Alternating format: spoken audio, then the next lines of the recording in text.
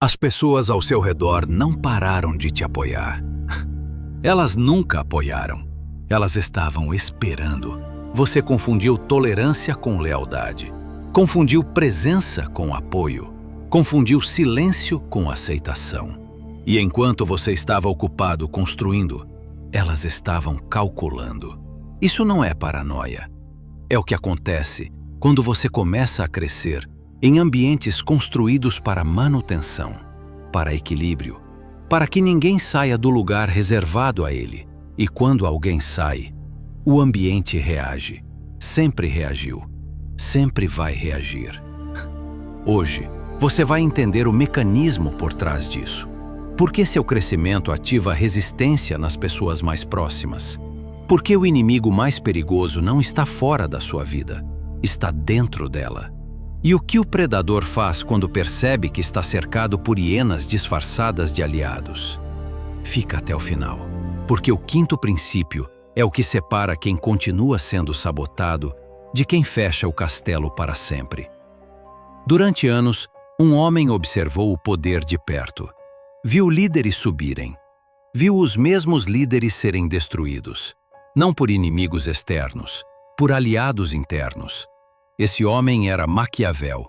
E ele concluiu algo que a maioria nunca teve coragem de aceitar. O perigo não está fora das muralhas. Está dentro delas. O inimigo que você vê pode ser combatido. O que sorri para você enquanto planeja sua queda, esse você convida para dentro de casa. Pensa nisso com calma. Você construiu acesso. Você abriu planos. Você mostrou vulnerabilidade. Para quem exatamente? A pergunta não é por que ninguém te apoia. A pergunta é para quem você entregou as chaves do seu castelo. Princípio 1. Seu crescimento é uma ameaça que eles não conseguem nomear. Existe um mecanismo psicológico chamado comparação social. Você não se compara com quem está distante, se compara com quem está do lado. Com o amigo, com o irmão, com o colega. Enquanto todos estão no mesmo nível, existe harmonia. Existe conforto. Existe uma paz não declarada, mas sentida por todos. Mas quando um decide acelerar, essa paz se rompe. Pensa nessa cena. Dois homens começam do mesmo ponto, mesma cidade, mesmo ambiente, mesmas limitações aparentes. Um decide mudar. Estuda mais, disciplina mais, projeta mais. O outro mantém a rotina. No começo nada parece diferente, mas com o tempo os resultados aparecem. E resultado é prova. Prova de que era possível. Prova de que a limitação não era o ambiente, era a escolha. E prova confronta. Porque se era possível para você, então não era a falta de oportunidade que segurou o outro. Era outra coisa. E ninguém gosta de encarar essa outra coisa. Então, o desconforto vira distanciamento. O distanciamento vira crítica velada. A crítica velada vira ausência de apoio. E você chama isso de abandono. Mas o nome mais preciso é ameaça percebida. Você não foi abandonado. Você foi identificado como um problema para o equilíbrio do grupo. Existe um fenômeno chamado Schadenfreude, o prazer silencioso com o fracasso alheio. Estudos mostram que ele é mais intenso entre pessoas próximas, porque seu fracasso restaura o equilíbrio que sua ascensão perturbou. Seu erro devolve todos ao mesmo nível. E isso traz alívio. Não declarado, não consciente, mas real. Agora responde internamente. Quem aparece com mais energia quando você tropeça? E quem some quando você conquista algo real?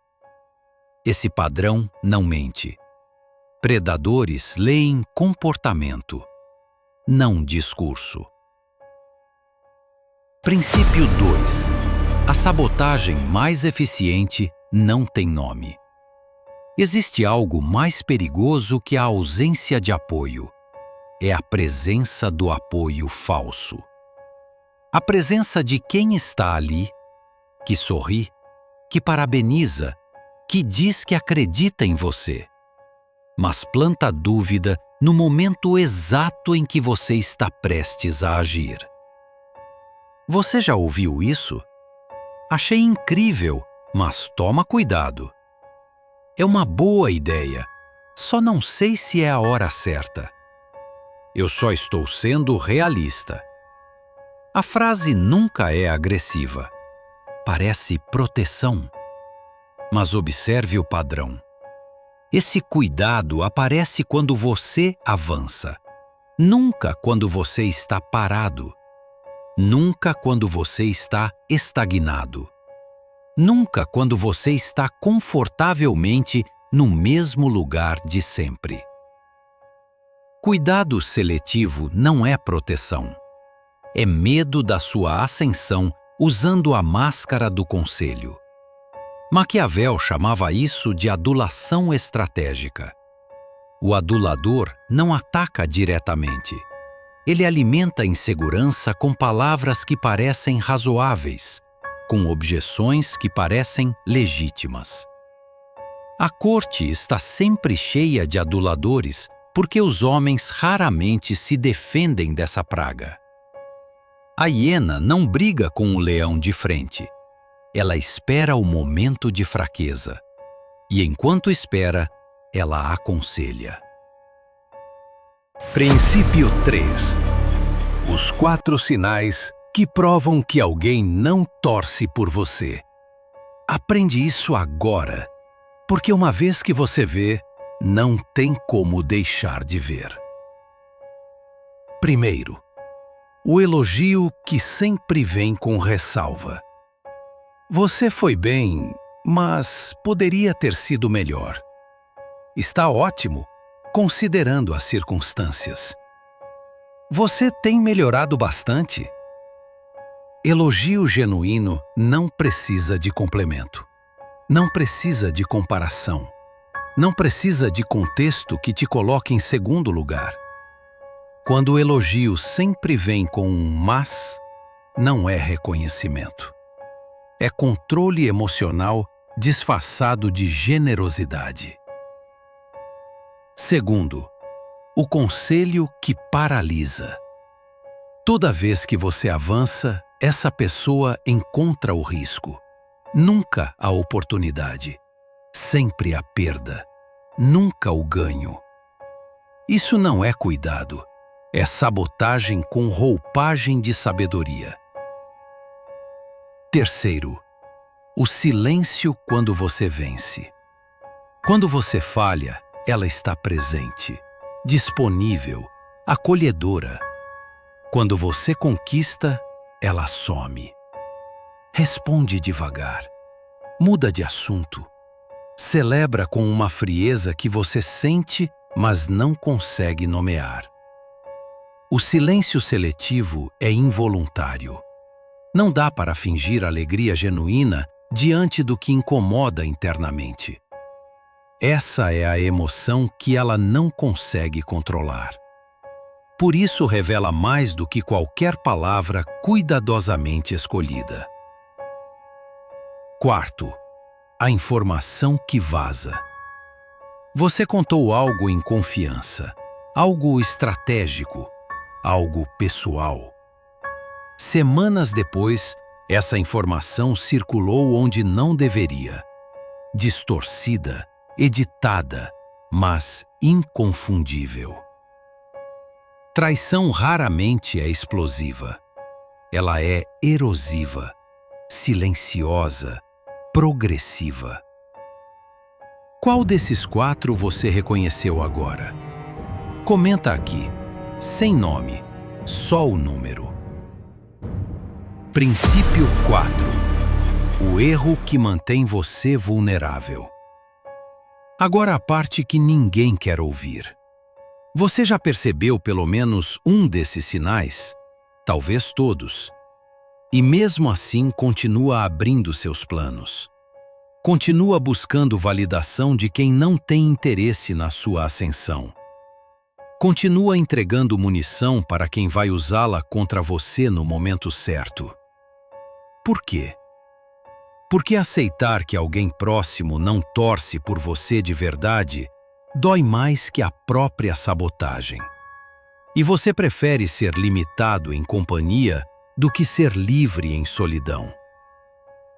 Mas aqui está a verdade que predadores entendem e presas ignoram.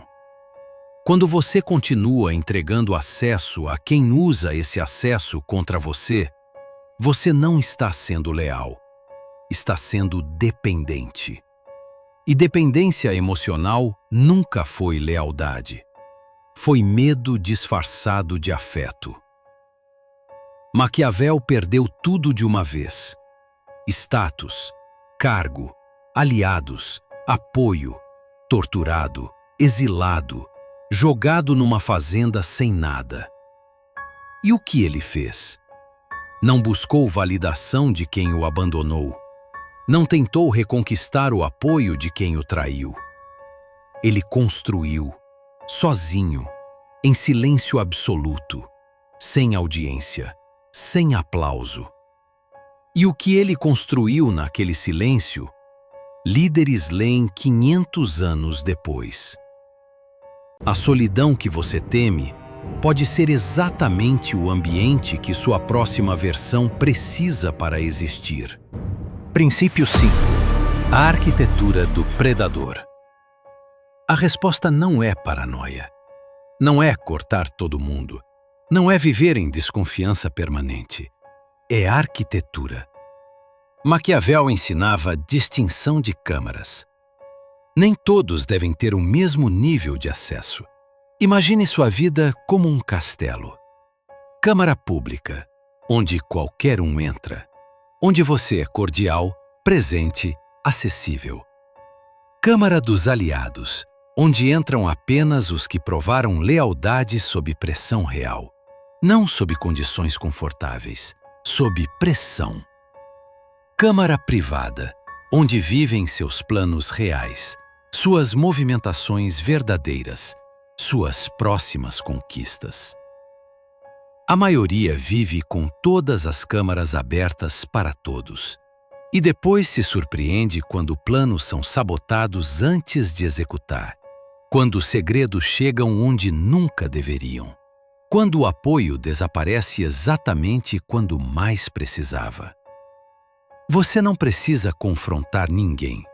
Não precisa de discurso de ruptura. Não precisa de explicação. Você simplesmente reorganiza o acesso, silenciosamente, sem drama, sem anúncio. A pessoa que demonstrou os 4 sinais não precisa ser afastada com declaração. Precisa ser silenciosamente movida para a câmara pública. Você continua presente, continua cordial, mas seus planos reais, suas metas verdadeiras, suas vulnerabilidades estratégicas ficam nas câmaras que ela não acessa mais. Maquiavel chamava isso de virtu. Agir com precisão cirúrgica mesmo quando as emoções pedem reação impulsiva. Não revelar que você percebeu. Não demonstrar que identificou o jogo. Porque quando a hiena descobre que perdeu o acesso, ela muda de estratégia. E você perde a maior vantagem que existe: saber sem que ela saiba que você sabe. O lobo não avisa que viu a armadilha. Ele simplesmente não está mais onde estava. Agora falo diretamente com você. Se as pessoas ao seu redor pararam de te apoiar quando você começou a crescer, isso não é sinal de que você errou. É sinal de que você acertou. Apoio que desaparece com seu crescimento nunca foi apoio. Foi conforto condicional. Funcionava enquanto você não ameaçava o equilíbrio. enquanto você cabia no espaço que foi reservado para você. E você não nasceu para caber no espaço que os outros reservaram. A maioria vai terminar esse vídeo. Reconhecer alguém nos 4 sinais. Sentir algo se mover por dentro. E amanhã continuar abrindo os planos para as mesmas pessoas. Porque mudar é desconfortável. E desconforto não tem aplauso, mas tem resultado. Se você faz parte da minoria que vai fechar as câmaras a partir de hoje, não precisa anunciar, não precisa declarar, não precisa que ninguém saiba. Apenas fecha e constrói no silêncio protegido que você nunca teve antes. Inscreva-se no Mentalplicity. Se este vídeo nomeou algo que você sentia, mas não conseguia colocar em palavras, compartilha com alguém que precisa ouvir isso. Comente: Castelo Fechado. Não como frase, como declaração de território. Construa em silêncio. Nos vemos no próximo vídeo.